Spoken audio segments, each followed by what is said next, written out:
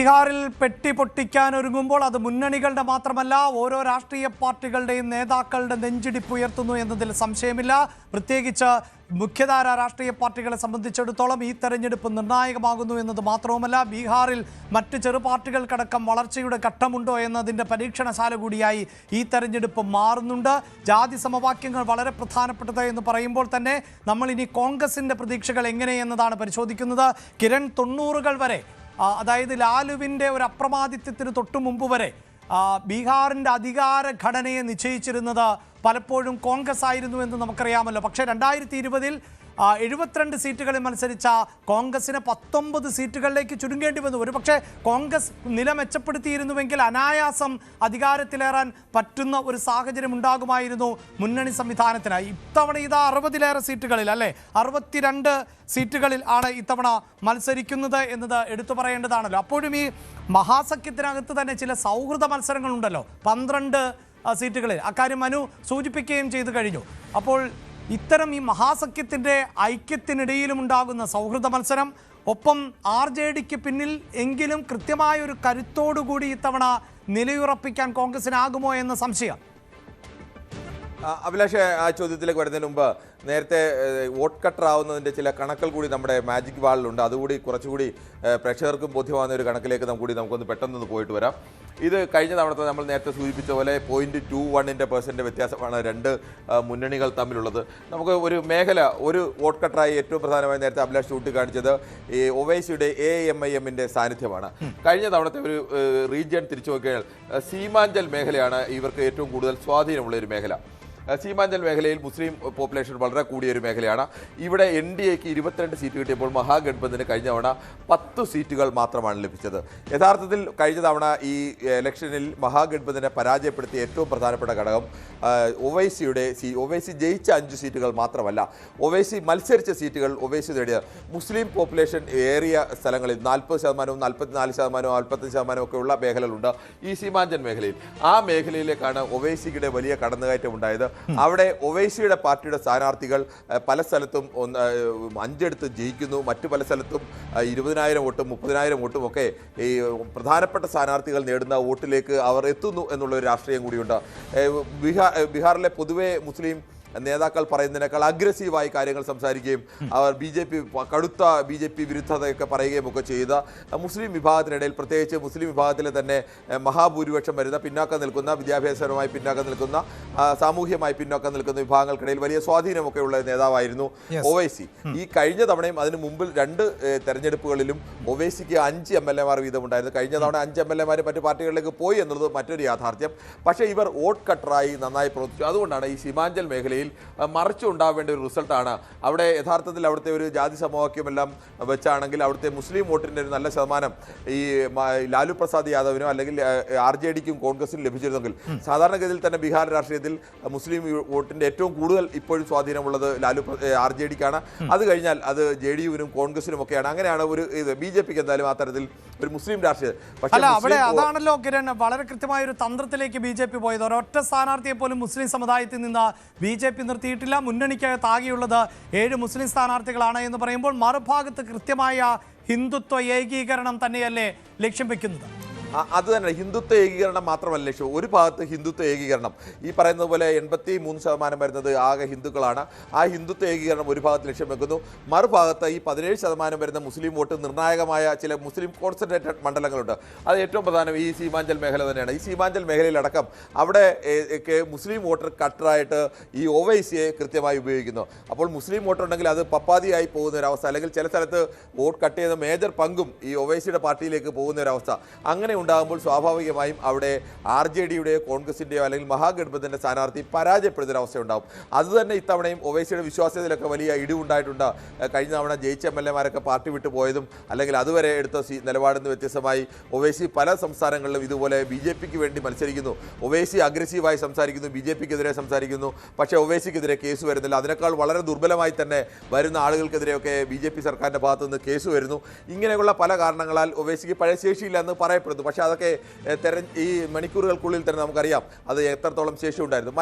രണ്ടാമത് പറഞ്ഞത് ഈ ജൻ സുരാജ് പാർട്ടിയുടെ തന്നെയാണ്. ജൻ സുരാജ് പാർട്ടി വലിയ തോതിൽ ചെറുപ്പക്കാരുടെയൊക്കെ ഒരു പിന്തുണ അല്ലെങ്കിൽ ആ തരത്തിലെ ആശയങ്ങളുടെ പിന്തുണ തേജസ്വി യാദവിനും കോൺഗ്രസിനും ഉണ്ടെങ്കിൽ ആ പിന്തുണയിൽ വലിയൊരു ശതമാനം ഈ ഒരു വോട്ടിൻ്റെ ഒരു നിശ്ചിത ശതമാനമെങ്കിലും ഈ ജൻ സുരാജ് പാർട്ടി പ്രശാന്ത് കിഷോർ കൊണ്ടുപോകാൻ സാധ്യതയുണ്ട്. കാരണം പ്രശാന്ത് കിഷോർ ആയാലും ഭരണവിരുദ്ധ വികാരമാണ് പ്രശാന്ത് കിഷോറിന് വോട്ടായി മാറേണ്ടത്. ഭരണവിരുദ്ധ വികാരം തന്നെയാണ് RJDക്കും കോൺഗ്രസിനും ഒക്കെ വോട്ടായി മാറേണ്ടത്. ആ ഭരണവിരുദ്ധ വികാരത്തിൽ 1% വോട്ട് ഈ ജൻ സുരാജ് പാർട്ടി കട്ട് ചെയ്യുന്നു. മറ്റൊരു ശതമാനം മുസ്ലിം വിഭാഗത്തിൻ്റെ വോട്ടിൽ നല്ലൊരു ശതമാനം ഒവൈസിയുടെ പാർട്ടി കട്ട് ചെയ്യുന്നു. ഇതുതന്നെയാണ് ഇപ്പോഴും മഹാഗഠബന്ധനെ സംബന്ധിച്ച് വലിയ വെല്ലുവിളിയായി തന്നെ നിൽക്കുന്നത്. ഇനി അഭിലാഷ് ചോദിച്ച കോൺഗ്രസിൻ്റെ ചോദ്യത്തിലേക്ക് വന്നാൽ, ഒരു കാലത്ത് കോൺഗ്രസ് ആയിരുന്നു അവിടുത്തെ ഏറ്റവും പ്രധാനപ്പെട്ട പാർട്ടി. അവിടെ ഭരിച്ചുകൊണ്ടിരുന്ന പാർട്ടി കോൺഗ്രസ് ആയിരുന്നു. 90കളിലൊക്കെ വലിയ സോഷ്യലിസ്റ്റ് മൂവ്മെൻറ്റ്, അടിയന്തരാവസ്ഥയ്ക്ക് ശേഷം വരുന്ന സോഷ്യലിസ്റ്റ് മൂവ്മെൻറ്റ്, JP മൂവ്മെൻറ്റ്, അതിനോടൊപ്പം കർപ്പൂരി താക്കൂറിനെ പോലെ ഉള്ള പ്രധാനപ്പെട്ട നേതാക്കൾ, രാംമനോഹർ ലോഹിയെ പോലുള്ള പ്രധാനപ്പെട്ട നേതാക്കൾ, ആ ഒരു മൂവ്മെൻ്റ് ഭാഗമായി ഈ അപ്പർ കാസ്റ്റ് വിഭാഗവും ലോവർ കാസ്റ്റ് വിഭാഗങ്ങളും OBCയും തമ്മിലുള്ള വലിയ തർക്കങ്ങളൊക്കെ രൂപപ്പെടുന്നു.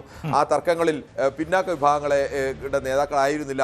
അതുവരെ വന്ന മുഖ്യമന്ത്രിമാരെ കണക്കെടുത്താൽ, മന്ത്രിമാരെ കണക്കെടുത്താൽ അതിൻ്റെ മേജർ പങ്കും നമ്മൾ ആലോചിക്കണം 15% മാത്രം വരുന്ന അപ്പർ കാസ്റ്റിൽ നിന്നുള്ളവരായിരുന്നു. 50%-ലേറെ വരുന്ന കോൺഗ്രസിൻ്റെ നേതാക്കൾ അവിടെ OBC വിഭാഗത്തിന് പിന്തുണ കിട്ടിയില്ല എന്നൊരു രാഷ്ട്രീയമായി അവർ ഭിന്നിക്കുന്നു. അത്തരം കാര്യങ്ങളൊക്കെ വന്നതോടുകൂടിയാണ് കോൺഗ്രസിൻ്റെ ശക്തി കുറഞ്ഞത്. പ്രത്യേകിച്ച് മണ്ഡൽ കമ്മീഷൻ റിപ്പോർട്ടുകളൊക്കെ വന്നതോടുകൂടി അതിൻ്റെ ഒരു ചാമ്പ്യന്മാരായി ഈ ഭാഗത്ത് ലാലു പ്രസാദ് യാദവും നിതീഷ് കുമാറും ഒക്കെ അന്ന് ഒരു പാർട്ടിയിൽ നിൽക്കുന്ന സമയമാണെന്ന് ആലോചിക്കണം. ഇവരെല്ലാവരും അതിൻ്റെ ഒരു ചാമ്പ്യന്മാരായി വരുന്നു.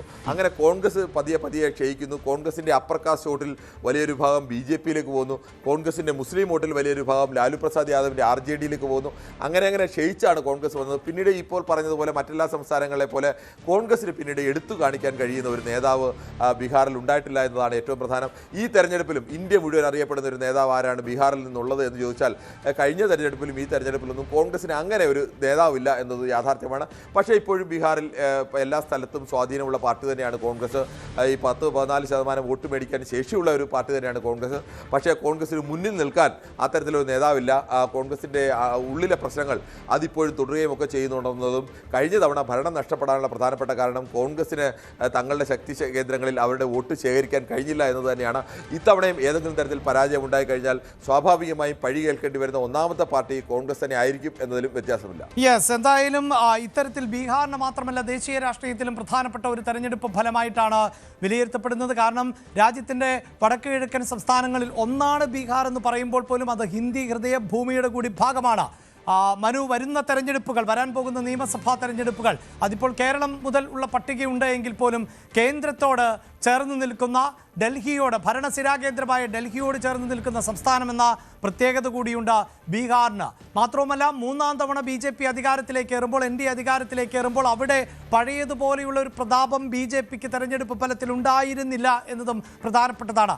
അതുകൊണ്ട് തന്നെ ദേശീയ രാഷ്ട്രീയത്തിൽ ഈ ഫലം എങ്ങനെ പ്രതിഫലിക്കും?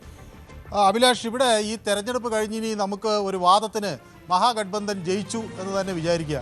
അപ്പോഴും കോൺഗ്രസ് നേതാക്കൾ ആരും കിരൺ സൂചിപ്പിച്ച പോലെ ചിത്രത്തിലില്ല. ഉപമുഖ്യമന്ത്രി പോലും കോൺഗ്രസിൽ നിന്നല്ല. അപ്പോൾ അത്തരത്തിൽ ഒരു സാഹചര്യമാണ് കോൺഗ്രസിന് മുന്നിൽ ഉള്ളത്. ആകെ കോൺഗ്രസ് നേതാക്കളായ ഈ രമേശ് റാമോ അല്ലെങ്കിൽ ഷക്കീൽ അഹമ്മദോ ജയേഷ് മംഗൾ സിംഗോ ഒരുപക്ഷെ അഭിഷേക് രഞ്ജൻ അല്ലെങ്കിൽ വാസി അഹമ്മദ്, ഇതിനപ്പുറത്തേക്കുള്ള ആളുകൾ ജയിക്കുമോ എന്ന സംശയം കോൺഗ്രസ് ക്യാമ്പിൽ തന്നെ നിലനിൽക്കുകയാണ്. അപ്പോൾ വരാനിരിക്കുന്ന ഒരു തെരഞ്ഞെടുപ്പിൽ രാജ്യമെമ്പാടും ഈ ഇതുപോലെയുള്ള ഒരു ശക്തിയായി BJPയെ എതിർക്കാൻ കഴിയുന്ന ഒരു പാർട്ടിയാണ് കോൺഗ്രസ് എന്ന് അവർക്ക് ഇനി എടുത്തു കാണിക്കാൻ പറ്റാത്തൊരു സാഹചര്യം ഇതിൽ വരുമോ എന്നൊരു ആശങ്കയുണ്ട്. അത് മറികടക്കണമെങ്കിൽ കഴിഞ്ഞ തവണത്തേക്കാൾ ഒരു ഇരട്ടി പെർഫോമൻസിലേക്ക് കോൺഗ്രസ്സിന് വരേണ്ടിയിരിക്കുന്നു. അങ്ങനെ വരണമെങ്കിൽ വലിയ തൂത്തുവാരൽ ഈ മഹാഗഠബന്ധൻ നടത്തേണ്ടി വരും. അതിന് എത്രമാത്രം സാധ്യതയുണ്ട് എന്ന് നമുക്കിപ്പോൾ അനുമാനിക്കാനാകില്ല. ഏതായാലും ഈ ജൻ സ്വരാജ് പാർട്ടിയെ സംബന്ധിച്ചിടത്തോളം എനിക്ക് ചില ആശങ്കകളുണ്ട്. പുറത്തേക്ക് വലിയ ധാർമ്മികത വിളമ്പുകയും ഒക്കെ ചെയ്യുന്ന ജൻ സ്വരാജ് പാർട്ടിയുടെ സ്ഥാനാർത്ഥികൾ ക്രോർ പ്രതികളാണ്, ചിലർ ക്രിമിനൽ കേസ് പ്രതികളാണ്. അപ്പോൾ ഇതൊക്കെ ആരുടെ വോട്ടാണ് കട്ട് ചെയ്യുക എന്ന് BJPക്ക് ഇത് സുഗമമായി ഇത് മഹാഗഠബന്ധൻ്റെ വോട്ട് കട്ട് ചെയ്യും എന്ന് പറഞ്ഞിരിക്കാനാകില്ല.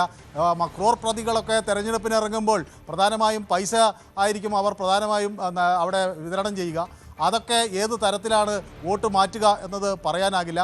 പക്ഷേ ഇവിടെ താരപ്രചാരകനായി പ്രധാനമന്ത്രിക്ക് വരാൻ കഴിഞ്ഞു എന്നത് ബീഹാറിൽ ഈ തെരഞ്ഞെടുപ്പ് ജയിച്ചാൽ അത് നരേന്ദ്രമോദിക്ക് തീർച്ചയായും നരേന്ദ്രമോദി മാത്രമായിരുന്നില്ല, അമിത്ഷാ ഉൾപ്പെടെയുള്ള BJPയുടെ തലമുതിർന്ന നേതാക്കൾ, UP മുഖ്യമന്ത്രിയായ ആദിത്യനാഥിനെ അടക്കം യോഗി ആദിത്യനാഥിനെ അടക്കം കളത്തിലിറക്കിയെങ്കിൽ മറുഭാഗത്ത് മല്ലികാർജുൻ ഖാർഗെയും രാഹുൽ ഗാന്ധിയും എല്ലാം നയിച്ച കോൺഗ്രസിനെയും നമുക്ക് കാണാൻ സാധിച്ചിരുന്നു. 243 സീറ്റുകൾ, 122 എന്ന മാന്ത്രിക സംഖ്യ. ആരെത്തും നോക്കാം.